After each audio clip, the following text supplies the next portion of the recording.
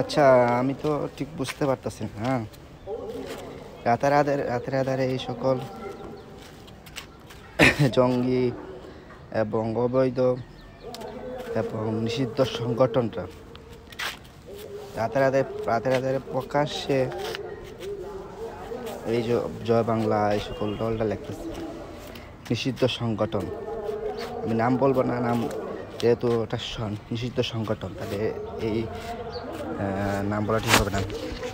তো আমি বুঝতে পারছি না এই কর্তৃপক্ষ প্রশাসন কি করতেছে, এদেরকে ধরছে না কেন? প্রকাশ্যে রাতের আধারে তারা এইসব করছে।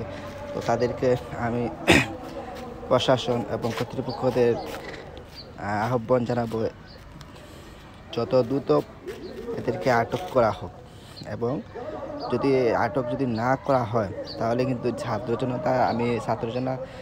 জনতার হাতে কিন্তু পড়লে পরে একটা মামলা নিতে পারবেন, ঠিক আছে? যদি যদি এদেরকে দ্রুত যদি এই সকল নিষিদ্ধদের যদি না ধরা হয়, এই সব দায়ভার কিন্তু এই সকল প্রশাসনের কাছে দেওয়া।